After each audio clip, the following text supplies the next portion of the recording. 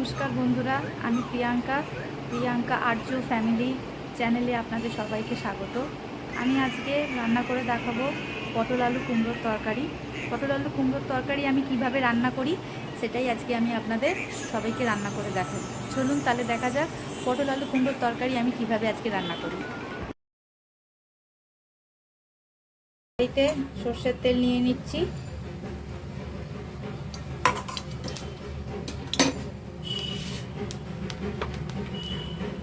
এরপর আমি পটলগুলো ভাজবো।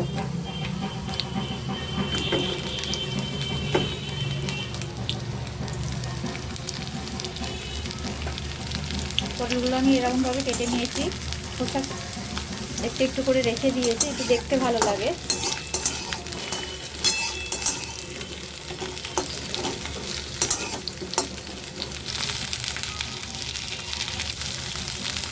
পটলগুলোকে আমি একটু লাল লাল করে ভেজে নেব।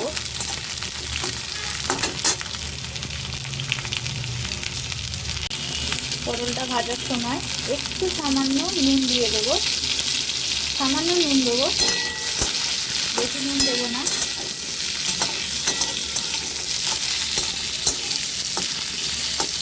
এক হাতে ফোন ধরে আছি আর এক হাতে রান্না করছি, একটু অসুবিধা হলেও হতে পারে।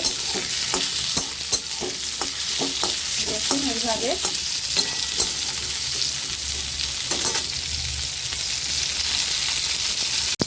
আমার পটল ভাজা হয়ে গেছে।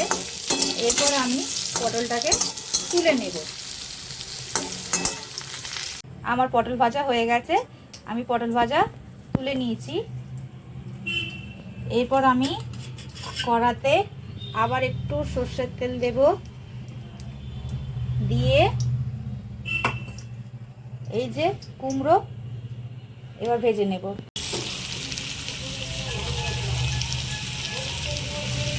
একে একে কুমড়ো, পটল, আলু সবই ভেজে নিতে হবে। আমি এবারে একটুখানি সামান্য নুন দিচ্ছি, সামান্য নুন দেবো, বেশি নুন দেবো না, কারণ যখন কষবো তখন আমি মশলা যখন কষবো তার মধ্যে আমি পরিমাণ মতো লবণ আমি যোগ করে দেবো। খুব সুন্দর খেতে হয়। এই যে দেখুন আমার প্রায় কুমড়ো ভাজা হয়ে এসেছে। এরপর আমি আলু ভাজবো।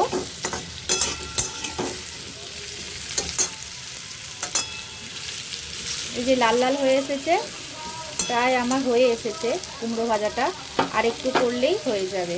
আমার কুমড়ো ভাজা হয়ে গেছে, এবার আমি আলু ভাজবো।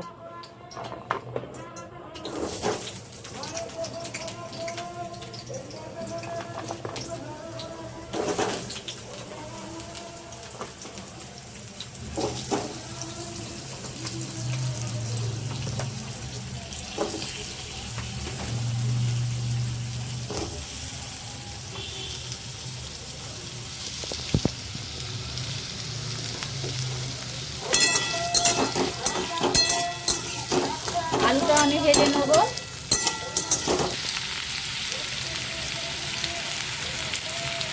দেখুন আলু আমার প্রায় ভাজা হয়েই গেছে।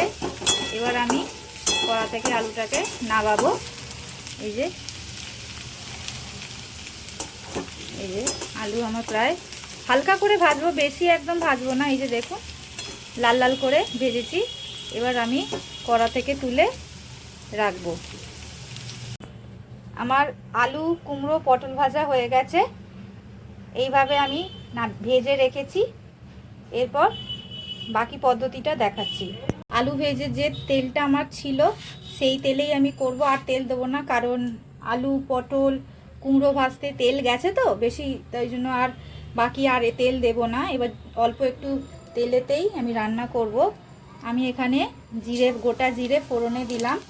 আপনারা চাইলে 5 ফোড়নও দিতে পারেন, তবে আমি 5 ফোড়ন দিই না, কারণ আমার স্বামী 5 ফোড়ন খায় না, মুখে পড়লে একটু তেতো তেতো লাগে বলে ওই জন্য 5 ফোড়ন খায় না। আমি গোটা জিরেই দিলাম। এরপর দেব তেজপাতা, এরপর দেব শুকনো লঙ্কা, গোটা শুকনো লঙ্কা দিয়েছি।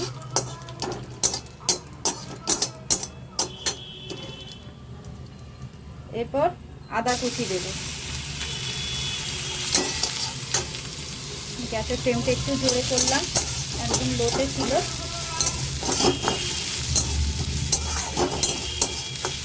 আদাটা একটু ভেজে নিচ্ছি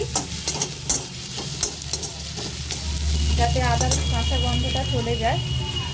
এরপর দেব টমেটো কুচি,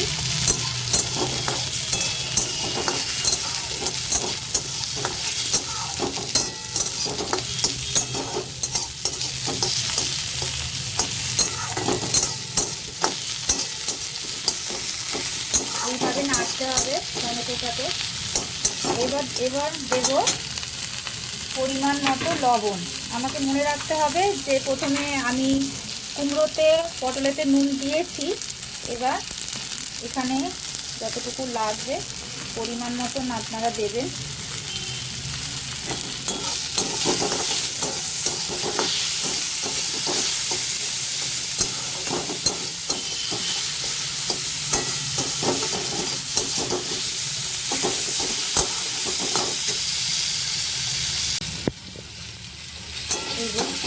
এবার আমি মশলাটা কষাবো, তার জন্য যাতে না আদাটা ঝরে যায় সামান্য একটু জল দিলাম।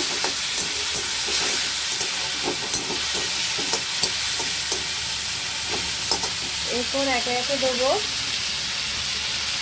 হলুদ গুঁড়ো,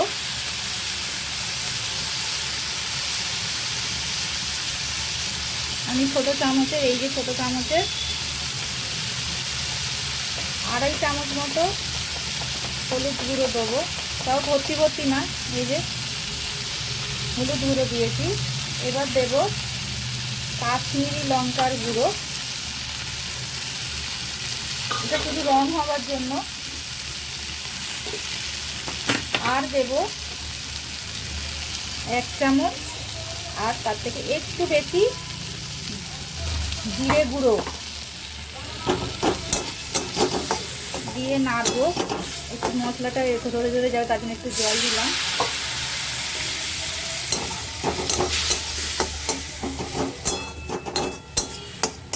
এই যে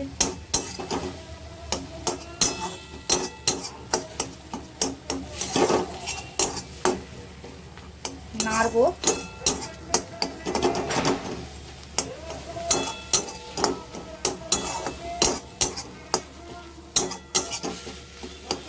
এরপর দেব চিনি,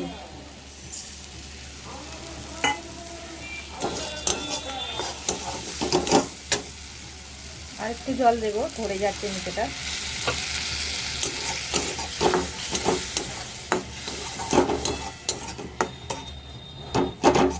কাশ্মীরি লঙ্কার গুঁড়োটা দেওয়ার কারণ হচ্ছে কালারটা আপনাদের ভালো আসবে, সেই জন্য কাশ্মীরি লঙ্কার গুঁড়ো দিলাম।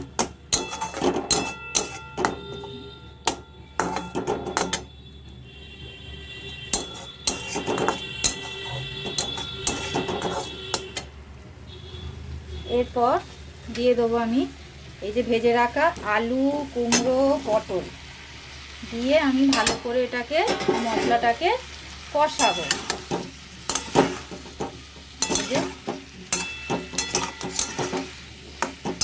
মশলাটাকে কষিয়ে একটু আলু কুমড়ো পটলের তরকারি যেহেতু এটা নিরামিষ হয়, তো একটু মিষ্টি মিষ্টি দিলে খেতে ভালো লাগে। এর মধ্যেই কষানোর সময় আপনারা ছোলা থাকলে ছোলা দিয়ে দেবেন। এক হাতে ফোন ধরেছি, এক হাতে রান্না করছি, তো একটু অসুবিধা হয়ে যাচ্ছে।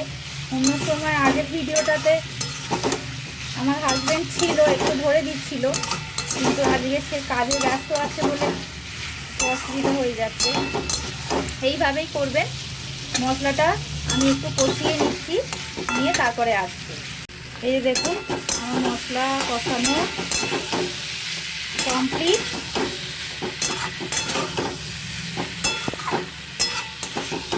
এই যে মশলা কষানো আমার কমপ্লিট।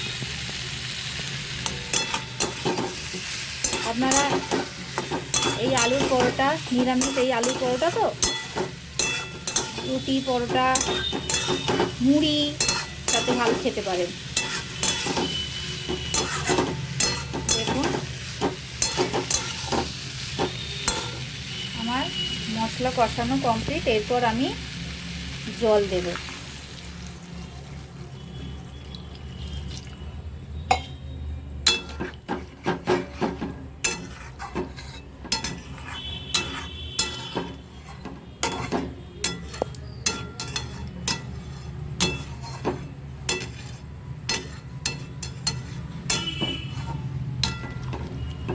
জল দিয়ে দিয়েছি। এরপর গ্যাসের ফ্লেম আমি এতক্ষণ লোতে ছিল, এবার মিডিয়াম করে দিলাম। এবার একটু হয়ে গেলে আপনাকে আমি দেখাচ্ছি। নামানোর আগে একটু ঘি আর গরম মশলা দিয়ে নামিয়ে দেবো।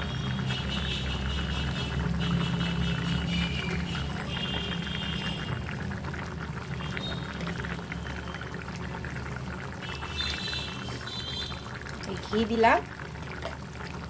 এবার দেব সামান্য একটু এই যে সানরাইজের সামান্য একটু গরম মশলা, অল্প দেবো, বেশি দেব না, খেতে ভালো হয় ঘি আর গরম মশলা দিয়ে।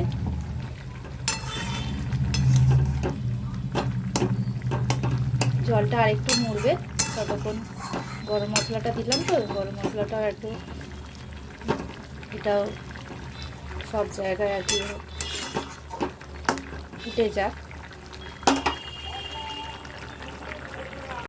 আমার কুমড়ো আলু পটলের তরকারি রেডি। এবার আমি গ্যাসটাকে অফ করব। এবার এটি একটি পাত্রে আমি ঢেলে দেব।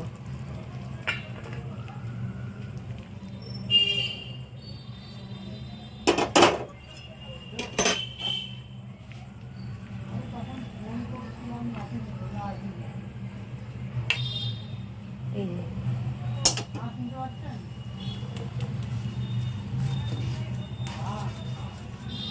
এবার আমি এই যে তেজপাতাটা, যেটি এখন আমার কিছু কাজে লাগবে না, এটাকে আমি ফেলে দেব।